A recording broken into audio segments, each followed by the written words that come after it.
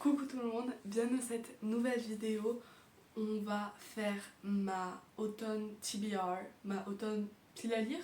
J'ai jamais autant eu envie de lire une pile à lire que je fais. D'habitude, je la respecte pas vraiment dès que j'en fais une, donc ça compte pas vraiment à chaque fois que je fais des piles à lire, mais là j'ai vraiment envie.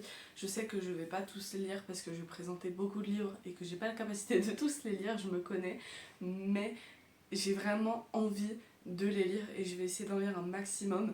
Bien sûr, c'est l'automne, ça va être centré sur des thrillers, sur des trucs un peu dark, sur de la fantasy. C'est trop bien d'avoir un mauvais temps dehors et d'être dans une vibe complètement différente. Oh, sinon, c'est juste chiant.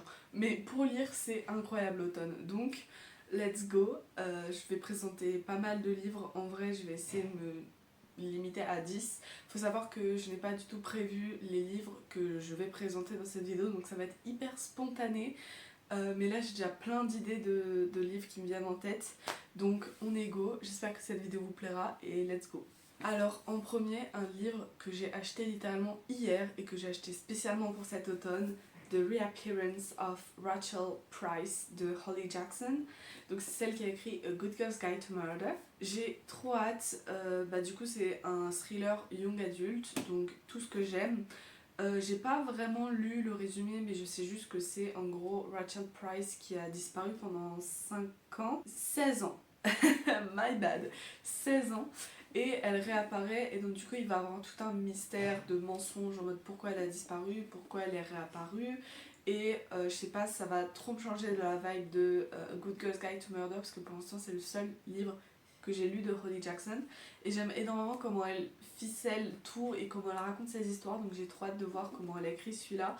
Et puis ouais, ça va me changer un peu de l'univers de A Good Girl's Guide to Murder, donc j'ai vraiment trop hâte. Et regardez-moi comment ce livre est floppy, genre il va juste être trop agréable à lire, mais je pense sincèrement que ça va être ma prochaine lecture parce que j'ai juste trop hâte de le lire. Ouais, donc malheureusement je peux pas réellement faire de résumé parce que je connais pas plus, et en vrai, comme c'est un thriller, juste savoir que c'est une meuf qui a disparu pendant 16 ans et qui réapparaît, je pense que c'est déjà assez intriguant pour vous donner envie de le lire. Forcément, je prévois de finir du coup la saga A Good Girl's Guide to Murder, donc de la même autrice que The Reappearance of Rachel Price. Donc c'est Good Girl Bad Blood et As Good as Dead. Il y a la série qui est sortie sur Netflix cet été, il me semble.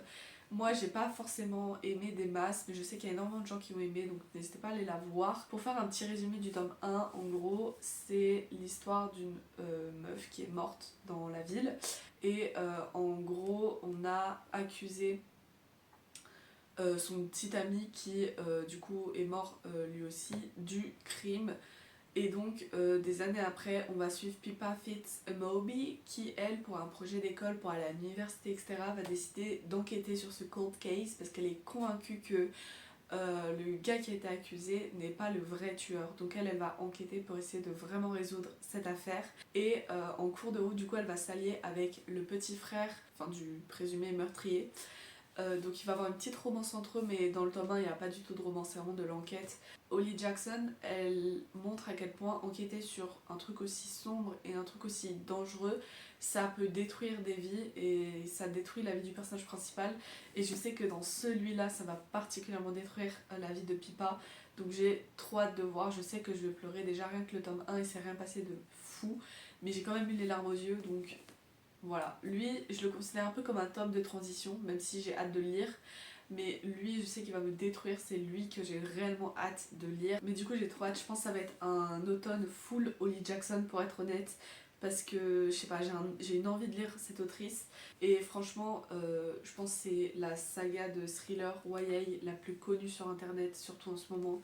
J'ai trop hâte, j'ai trop hâte.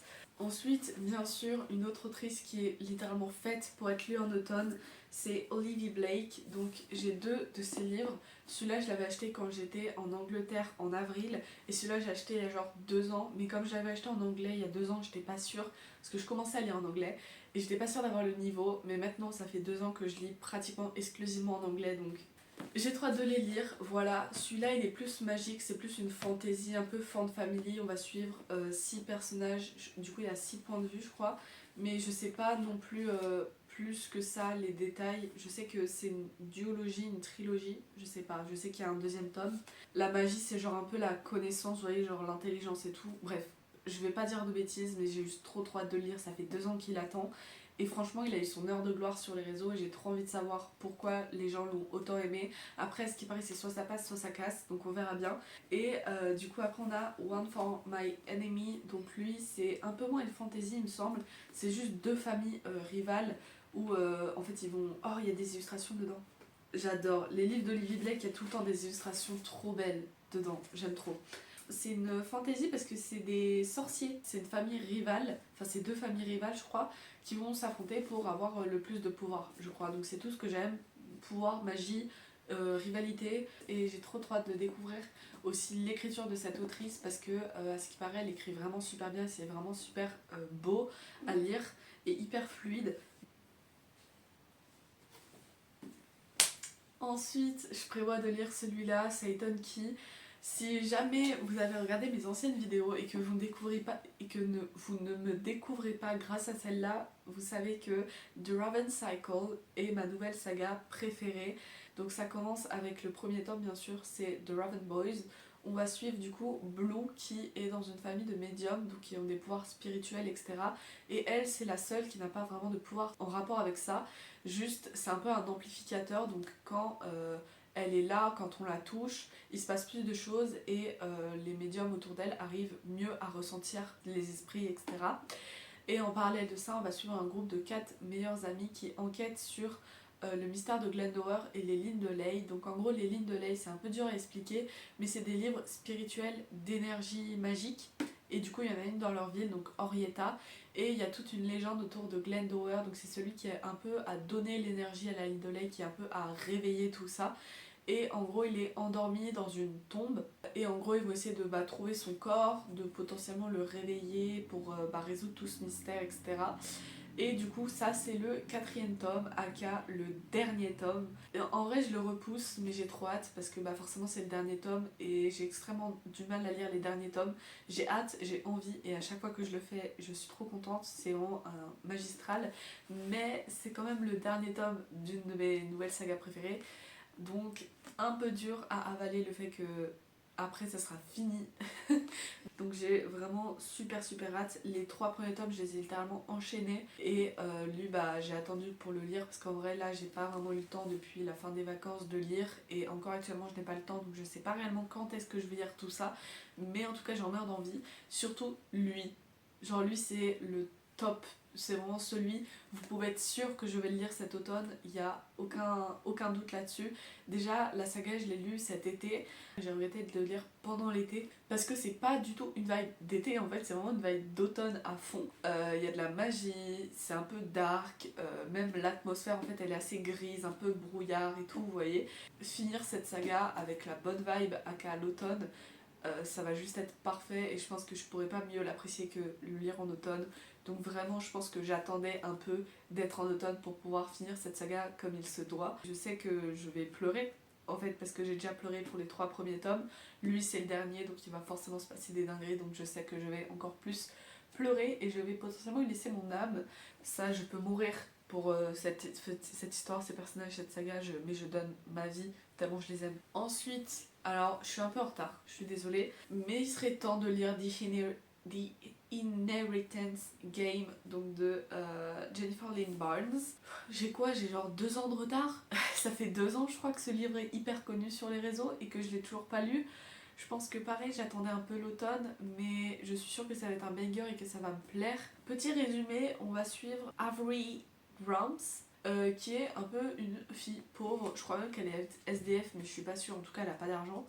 Et elle va hériter d'un des plus gros milliardaires randomly. En gros il va mourir du coup et il va dans son testament tout donner à elle et donc ça devient la plus jeune milliardaire du monde. Et du coup forcément elle va rencontrer ses neveux, donc les neveux du gars de qui elle a hérité, et eux ils vont un peu pas être contents parce que du coup ils s'attendaient à hériter et au final ils sont pas hérités. Bref, et il va y avoir tout un système d'énigmes. Du coup je suppose qu'ils vont essayer de savoir pourquoi elle a hérité. Il va y avoir aussi un Enemies to Lovers, je crois. Un triangle amoureux aussi, il me semble. Bref, j'ai trop hâte. À ce qui paraît, il y a vraiment plein d'enquêtes, plein d'énigmes. Il y a 3 tomes, 4. Et j'ai trop hâte de découvrir parce que vraiment c'est une saga hyper connue que beaucoup de gens ont aimé. Et pareil, juste parfait pour l'automne. J'ai pas les autres tomes en fait sous la main, donc c'est ça qui me freine un peu parce que j'ai l'impression que je vais être un peu accro. Parce que j'ai l'impression que je vais pouvoir les enchaîner. Mais bon, on verra bien. Voilà. Est-ce que je suis censée dire plus? The Invisible Life of Adi Larue de V.E. Schwab. Victoria Schwab, c'est une de mes autrices préférées ever. J'ai pratiquement tous ses livres dans ma bibliothèque. J'ai lu énormément de ses livres parce qu'elle en écrit énormément. Et celui-là, je l'ai depuis bien 3-4 ans, il me semble. Et je l'ai toujours pas lu. Quelle honte. Marine l'a lu il y a pas longtemps et elle a adoré. Et elle m'a vraiment donné envie de le lire, mais j'ai jamais vraiment eu le courage parce qu'en plus je sais que ça va me détruire mentalement et je sais que ça va être un 5 étoiles et je sais qu'il va me marquer à vie. Mais l'édition elle est trop belle, genre j'ai l'édition hardback anglaise comme ça, elle est juste magnifique. Je l'ai vraiment acheté il y a 3 ans, 4 ans peut-être même. Il serait temps que je le lise. C'est un livre, je pense, parfait pour l'automne. En gros, j'essaie de me rappeler de l'histoire. En gros, on va suivre 2 temporalités. Donc, une temporalité en 1714 où Adi Larue du coup va faire un pacte avec le diable. Je crois elle veut juste vivre éternellement, mais la contrepartie, ça va être que toutes les personnes qui la croisent ne vont plus se souvenir d'elle. Donc en gros, elle va croiser quelqu'un dans la rue ou bien elle va aller dans un magasin. Bref, toutes les personnes à qui elle parle, à la seconde où elle tourne le dos, genre ils disent au revoir, et bah les personnes ne se souviennent plus d'avoir rencontré Adi Larue. Et un jour, du coup, 300 ans après, elle va rencontrer quelqu'un qui va se souvenir d'elle. Donc on va suivre la temporalité 300 ans après, donc on va dire de nos jours. Et du coup, 300 ans après, donc pourquoi elle a fait ce pacte, quelle était sa vie, etc. Apparemment, c'est vraiment juste, ça te brise le cœur, ça détruit ton âme. L'écriture est super belle. Vraiment, déjà, c'est une vibe ancienne. Donc, pour lire des livres un peu Dark Academia comme ça, c'est automne, c'est la vibe d'automne. Les gens l'ont adoré et je sais déjà en fait que je vais l'aimer, il n'y a aucun doute là-dessus. Juste, j'ai extrêmement peur d'être détruite. Donc, je le repousse déjà depuis 3 ans. Mais là, cet automne, il faut vraiment que je le lise. C'est dans mon top 3 des plus importants livres que je dois lire vraiment parce que là c'est un besoin, j'en ai besoin en fait pour continuer ma vie. Pour continuer du coup on a These Violent Delights, pareil, lui je dois l'avoir depuis 3 ans. En gros c'est un peu une réécriture de Roméo et Juliette mais ça se passe à Shanghai et c'est un peu dans la mafia je crois. En gros, c'est 2 familles de mafia qui sont ennemies. En gros, ils vont devoir s'allier malgré eux, je crois, pour vaincre un ennemi commun.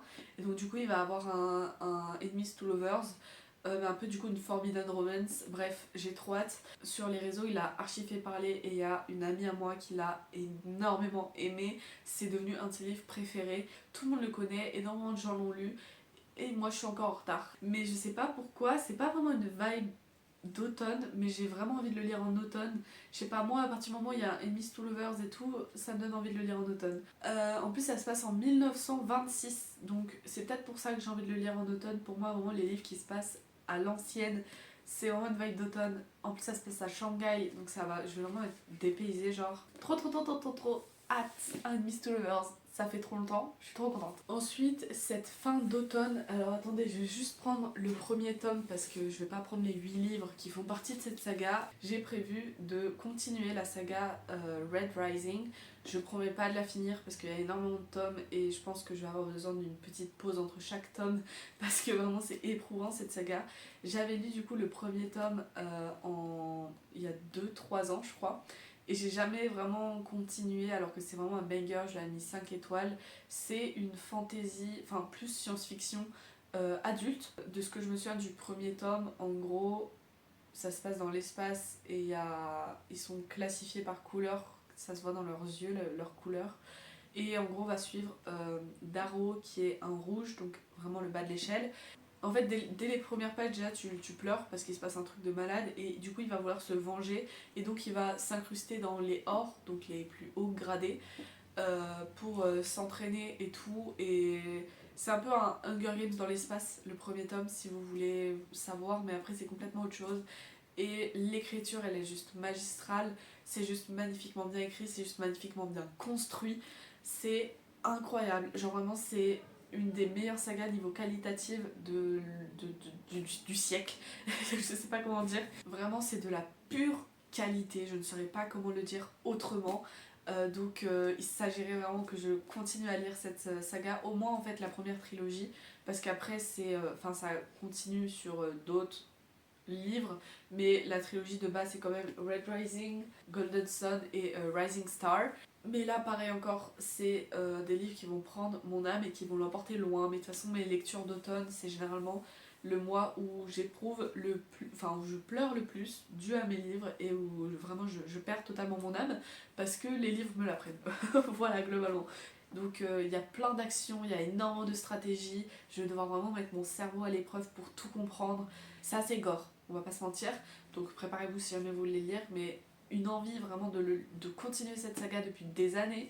Et là, je pense que c'est enfin le temps de le lire, mais je pense que je vais plutôt lire ouais, fin automne et après continuer en hiver. Mais voilà, c'était du coup le dernier truc que j'avais envie de lire vraiment cet automne. Je pense que c'est beaucoup et je sais pas si je vais tout lire, mais j'espère, en tout cas je vais essayer d'en lire un maximum. Bref, j'espère que cette vidéo vous aura plu. N'hésitez pas à liker, vous abonner, etc. Comme d'habitude. Moi je vous love. Kiss kiss.